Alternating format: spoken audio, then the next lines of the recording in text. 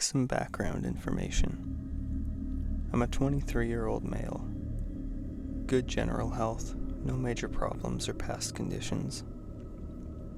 My past drug use: I'm a daily pot smoker, use tobacco and spliffs with marijuana or hash, occasional drinker, and very experienced and generally hard-headed with psychedelics, including mushrooms, dosages up to 8 grams dry, LSD, 2CC, 2CE, DPT, and 4-HO-MET.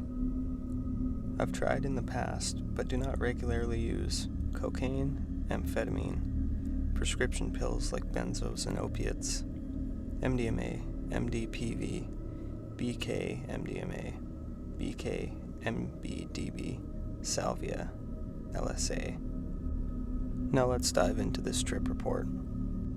Given the fact that I am still alive today, I feel it's my responsibility to report on the hell that has been the past few days.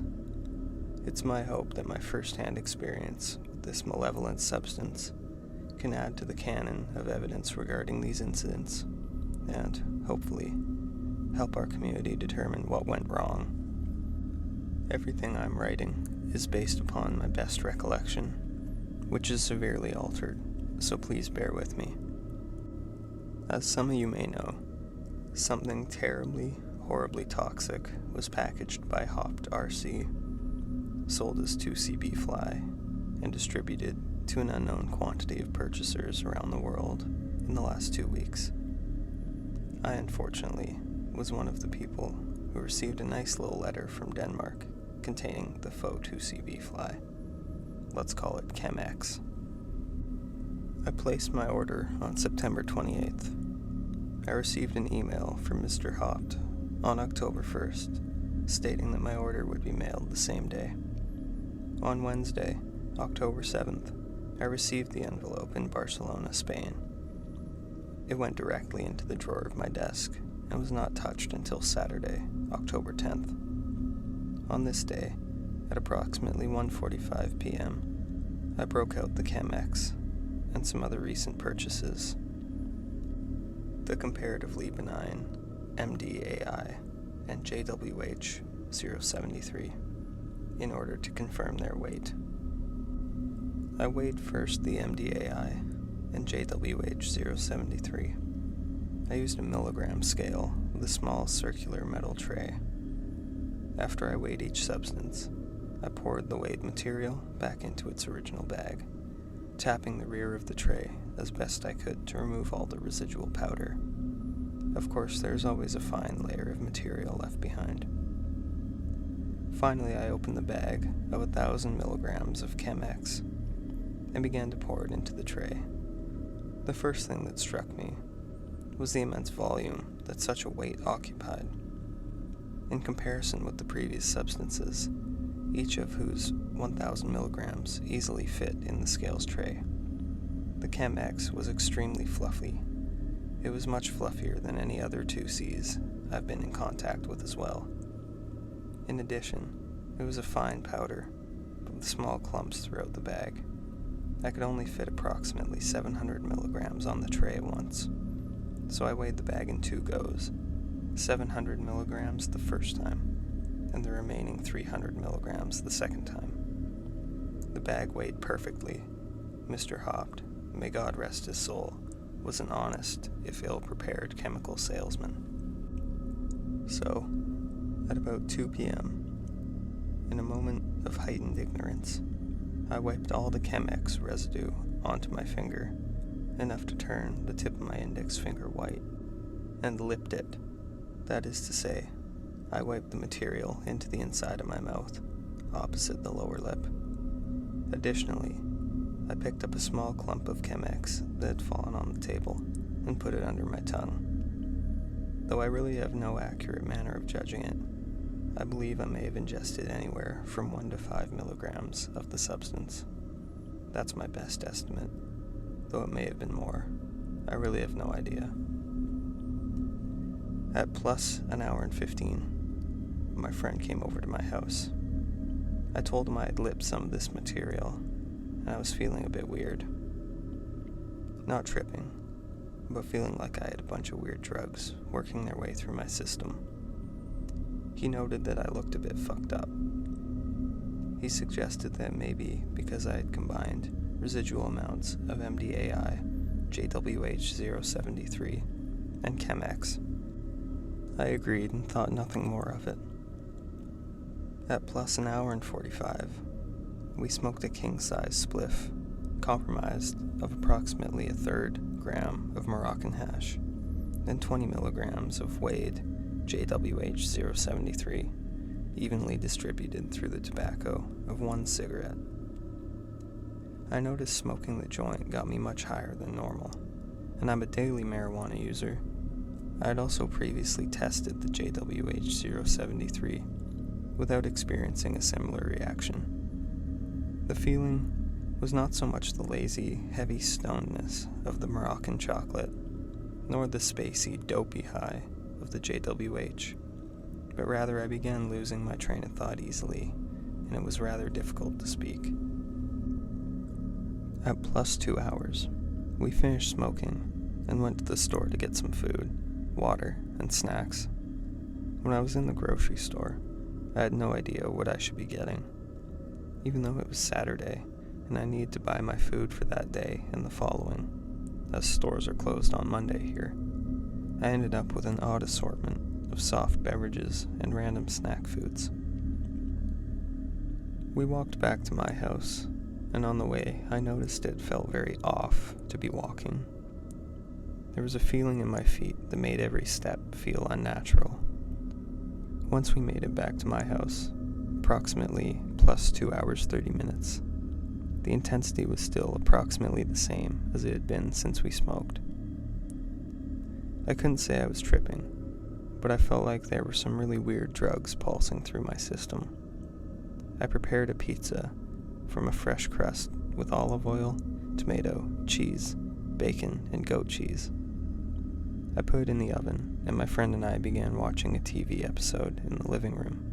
While I was baking, I began noting my first hints of visuals, looking at the walls of the living room and the abstract paintings that hung there. Plus 3 hours. I could barely cut the pizza, let alone eat it. The medallions of goat cheese appeared to be morphing white cesspools on a bed of brown flesh and bubbling blood. Somehow, I got myself to eat 2 or 3 pieces. It tasted good, though. After I had done so, my stomach began aching quite a bit. At approximately plus 3 hours 15 minutes, my friend went home, and from here is when things get blurry. From this point, it's very difficult for me to describe or categorize the way I was feeling, but I'll do my best. I said okay and goodbye, but barely noticed when he left. We were supposed to meet with some friends at a bar at 11. That didn't happen. I put the Beatles' Rubber Soul on my iTunes and lay down on the sofa. All I wanted to do was not move and keep my eyes closed. The music sounded pretty good, and soon, incredible psychedelic scenes were unfolding beneath my eyelids. Such intense closed-eye visuals I've never experienced before. During this time, my mom called from my home country, and I didn't answer because I was too fucked up. That could have been my last chance to ever talk to her. Thank God it wasn't. Kids, always answer your mom's phone calls. I continued feeling more and more lethargic and was in a state somewhere between sleep and consciousness, when at about plus 3 hours 45 minutes, my roommate came into the living room and roused me.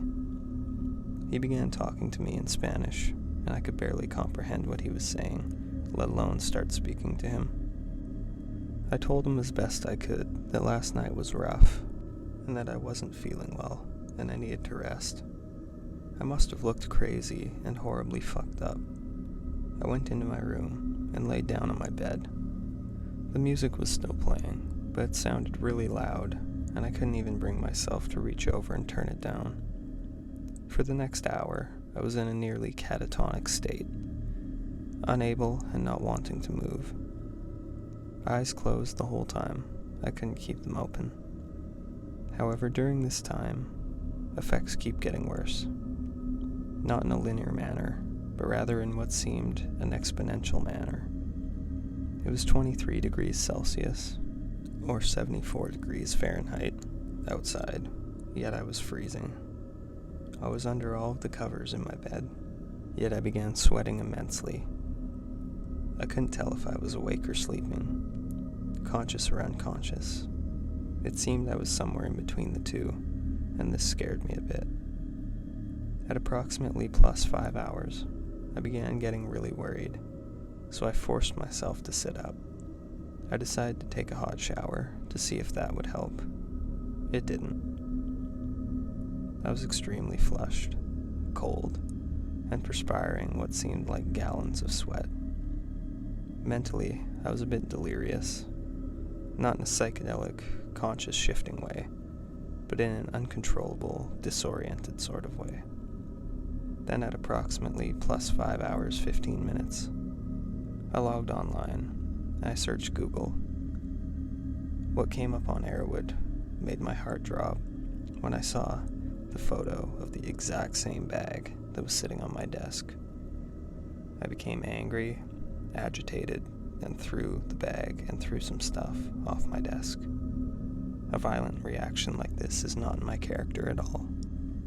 Then, at plus 5 hours 24 minutes, I posted the following on Blue Light. I may have accidentally ingested some of this about 5.5 hours ago. Help. What do I do? Thankfully, the board instantly made me realize the gravity of the situation, especially user Delsum Fan, who stated there was about a 6-hour delay before things got really bad. He was 100% right. I threw on clothes and shoes as quickly as I could, and in my condition, I put the bag of Chemex in my pocket and began walking as fast as I could to the nearest subway station, about 700 meters. During this walk, I began feeling amazing pulses of energy coming through my brain, but not in a good way. It felt like there were fireworks going off in my head. These weird surges would continue randomly until the following day. They were very disturbing and concerned me that some major neurological damage may have been done. I must have looked like a lunatic, and I sure felt like one. I was completely out of it, walking through intersections with complete disregard for cross-traffic. The weird feeling in my feet I mentioned earlier had intensified significantly, and I found myself questioning if I could make it to the hospital on my own. I was debating between calling an ambulance and taking the subway, but I finally reached the stop just as the train was arriving. In the metro, I don't remember anything, just dropping buckets of sweat everywhere. The effects were still getting stronger, and I was unsure if I'd be able to walk under my own power into the hospital. Finally, 3 stops later, I arrived to the hospital, and after nearly being hit by a bus crossing the street, ran into the ER waiting room. I cut everyone in line, ran to the check-in desk, and began spitting out my story in Spanish as best I could. The check-in nurse pointed to a staircase and said to go down there ASAP. I took myself into the triage area and explained again the story. The attending nurses were freaking out over the whole thing. I wrote down on a piece of paper the name of Haupt, his website, Arrowwood, the name of the supposed chem, and Blue Light. I told them I had eaten contaminated 2C-B-FLY and gave them the baggie. I was admitted at plus 5 hours 54 minutes. They put me in a wheelchair and rushed me to the ER. I could barely stand as I had to take off my clothes. They were so wet it felt like I had gone swimming in them. They put me in a gown and went to work. They connected 14 or more EKG probes all over my body and kept me hooked up to that so they could monitor my heart's functioning. They also brought in some special type of cardiac monitoring machine, no idea what the name of it is, and hooked me up to that. They drew blood for analysis, and at about plus 6 hours 30 minutes, gave me 2 diazepam, 10 milligrams each. The doctor told me all he could do was give me the diazepam and keep the monitors attached and stand by in case they needed to intervene. The rest was on my body to fight through it. I have to say, there was a good period there when I didn't feel like I was going to make it. Finally, the diazepam began to ease my extreme tachycardia and lower the blood pressure. However, there was some worry about my diastolic BP. It began dropping below 60 as my systolic stayed high. Don't know what it means, but the docs were a bit worried. Thank God it passed. Now, diazepam is known for killing trips, but it merely dulled this one. The visuals and deliria persisted through the dosage of Valium, though it did sedate me a bit. I must say, though, I truly believe the diazepam, given to me when it was, helped prevent me from suffering major cardiovascular issues, as I had troubling levels of tachycardia and blood pressure. Exact numbers, I'm not sure. In fact, I believe it may be the main reason why I'm still here today to write this report. Now, for the next few hours, I don't remember much. Just the screams and unpleasant noises from the ER seemed amplified in volume and magnified in the way they disturbed me. The open-eye visuals, distorting objects, lasted hours. I thought a lot about how this would be such a horrible way to go, especially for my family and friends. What would it do to them for me to leave them like that? Over something so stupid, preventable, and especially without telling them goodbye and that I loved them. I was determined to walk out of that hospital. I'm not a religious man, but by God, I prayed my ass off that night. Finally, at approximately plus 14 hours, 30 minutes, the doctor told me he was discharging me. I told him I didn't think I was ready to go, but he told me that if I'd made it this far, I would be okay. Unsure, thinking of how Hop died so far into his trip after sleeping, I reluctantly agreed and began to get ready to go home. I still felt awful, like I should be dead. I could barely walk, and I was still mentally out of it. Somehow, though, I made it home and posted an update on BL. The hallucinations had mostly gone, but the psychological and physical effects maintained their toxic presence in my system. My posting from plus 15 hours, 34 minutes accurately reflects how I was feeling. I don't know if high is the right way to put it. Not right would be more accurate. Like not tripping, but definitely feel like poison inside of me. I didn't want to leave the hospital, but they made me. At that point, I still felt unsure I was going to be okay. I was still afraid of sleep because of what I'd read about Hop's passing. But finally, at plus 16 hours, I turned off the laptop and tried to get some sleep. I got a horrible night's sleep, maybe 4.5 or 5 hours of often interrupted slumber. Probably never got more than 30 minutes consecutive of sleep. Finally, at about plus 21 hours, I woke up and lay in bed, feeling like I should be dead. Both my head and body felt absolutely awful, like I had been poisoned, and that poison was still inside of me.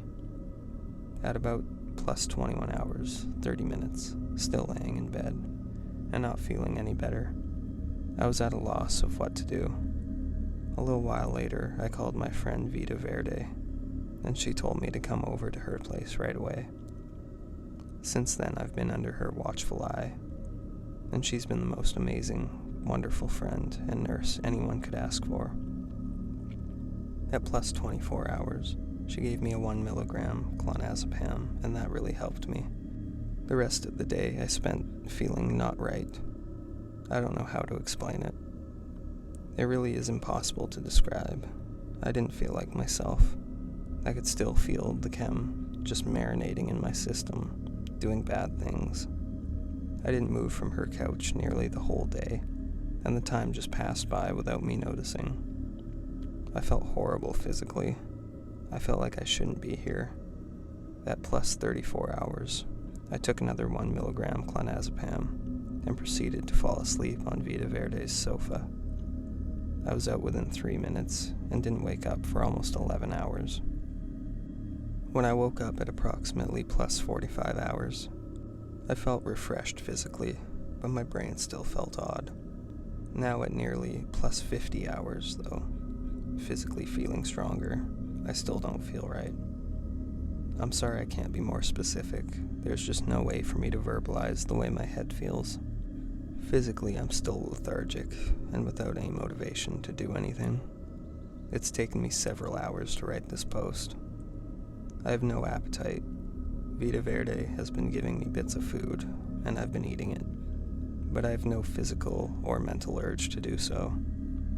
I've been drinking a saline and electrolyte solution, and it's been helping to replenish the salts and minerals I lost through the flushing and sweating. Now, over plus 50 hours, I still don't feel normal, but I really hope I do soon. Right now, I'm just thankful that I'm alive and able to be here writing this report. Thanks to everyone at Blue Light for their advice, concern, and support. And I'm thankful for the hospital employees for trying to help me.